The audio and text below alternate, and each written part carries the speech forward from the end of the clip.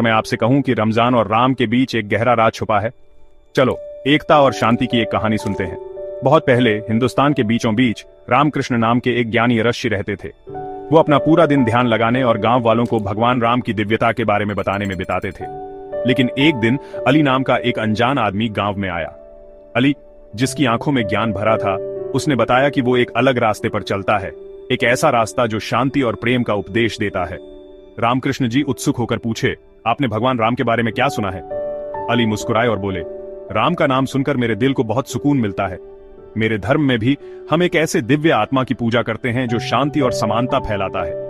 रामकृष्ण जी ने सोचते हुए कहा, क्या आप जानते हैं कि बहुत पहले जब धर्म हमें अलग नहीं करते थे, हम सब एक ही रास्ते पर चलते थे। समय के साथ कुछ लोगों ने राम के नाम से एक नया रास्ता बनाया। इस नए रास्ते को अब हम रमजान कहते हैं। अली ध्यान से सुनते रहे और उन्हें इस गहरे संबंध का एहसास हुआ। तो क्या आप कह रहे हैं कि अलग अलग धर्म होने के बावजूद हम सब एक ही आध्यात्मिक यात्रा पर हैं? रामकृष्ण जी मुस्कुराए, बिल्कुल। धर्म हमें अलग कर सकते हैं, लेकिन हमारी आत्माएं एक ही रास्ते पर चलती हैं। राम का नाम चाहे हिंदू धर्म में हो या इस्लाम में, सभी के दिलों में शांति और प्रेम लाता है। अली को एक गहरी शांति महसूस हुई और वो समझ गए कि हर धर्म एक ही दिव्य शक्ति की पूजा करता है, बस अलग अलग रूपों और नामों से।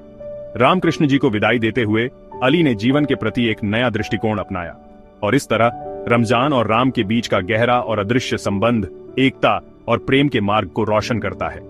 क्योंकि अंत में बात सिर्फ अपने अंदर के ईश्वर को समझने की है।